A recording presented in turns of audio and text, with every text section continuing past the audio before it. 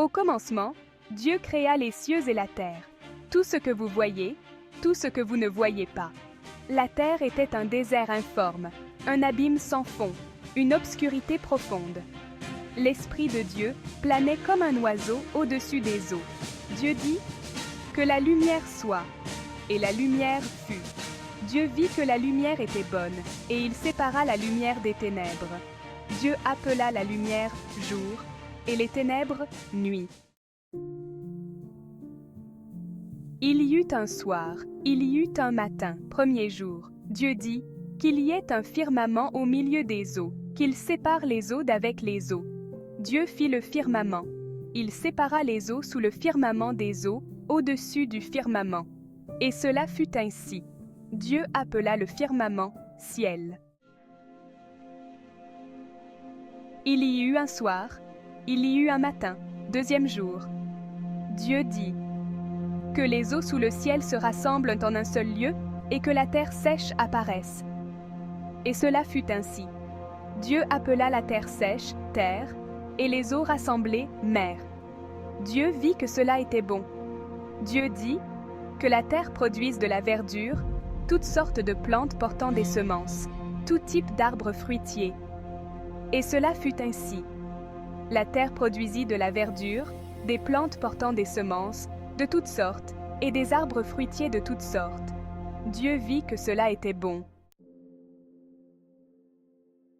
Il y eut un soir, il y eut un matin, troisième jour.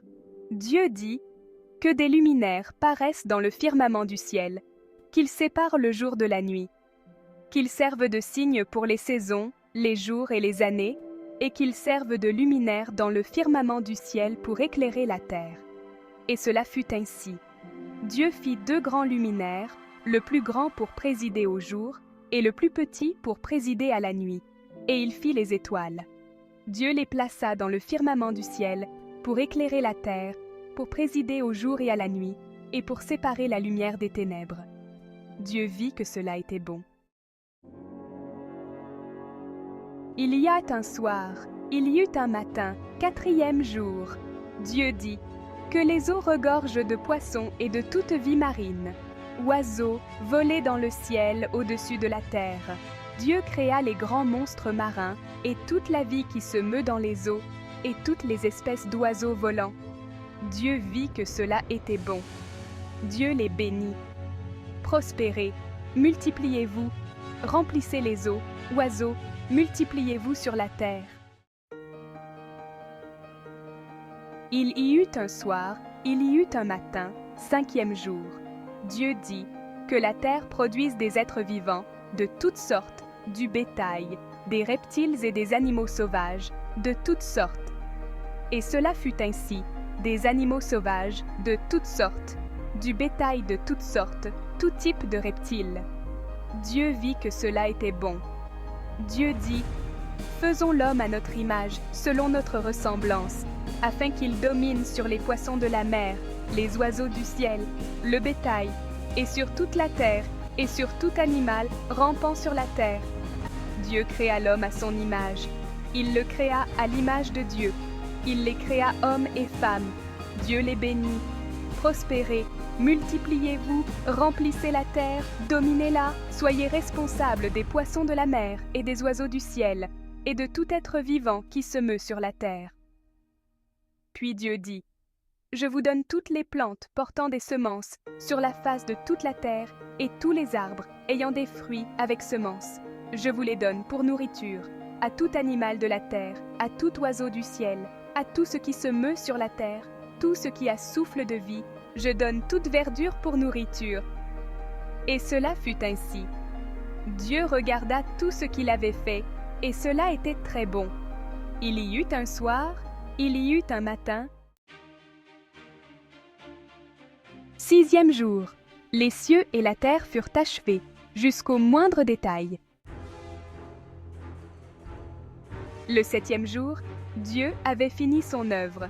Il se reposa de tout son travail le septième jour. Dieu bénit le septième jour et le sanctifia, car en ce jour, il se reposa de tout son travail, de toute la création que Dieu avait faite. Voici l'histoire de la création, du ciel et de la terre lorsqu'ils furent créés. Adam et Ève. Quand Dieu fit la terre et le ciel, avant que toute herbe ou arbuste n'ait poussé du sol, Dieu n'avait pas encore envoyé de pluie sur la terre, et personne n'était là pour cultiver le sol. Toute la terre était arrosée par des sources souterraines. Dieu forma l'homme de la poussière du sol et insuffla dans ses narines le souffle de vie. L'homme devint un être vivant, une âme vivante. Le ciel et la terre furent achevés jusque dans les moindres détails. Le 7e jour, Dieu avait terminé son travail. Le 7e jour, il se reposa de tout son travail. Dieu bénit le 7e jour. Il en fit un jour saint, car ce jour-là, il se reposa de tout le travail de création qu'il avait fait. Voici l'histoire de la façon dont tout a commencé, du ciel et de la terre lorsqu'ils furent créés.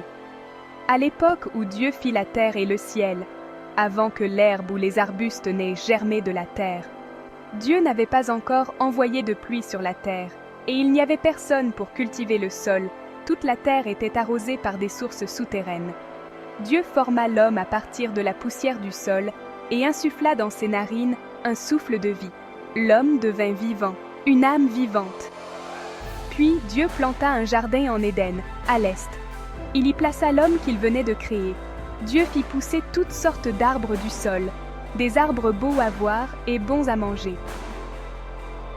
L'arbre de la vie était au milieu du jardin, ainsi que l'arbre de la connaissance du bien et du mal. Un fleuve sortait d'Éden pour arroser le jardin, et de là, il se divisait en 4 fleuves. Le premier s'appelle Pishon. Il coule à travers Havila, où se trouve l'or. L'or de ce pays est bon. Le pays est aussi connu pour une résine parfumée et la pierre d'onyx. Le deuxième fleuve s'appelle Gihon. Il coule à travers le pays de Cush. Le troisième fleuve s'appelle Hiddekel et coule à l'est de la Syrie. Le 4e fleuve est l'Euphrate. Dieu prit l'homme et le plaça dans le jardin d'Éden pour cultiver le sol et le garder en ordre.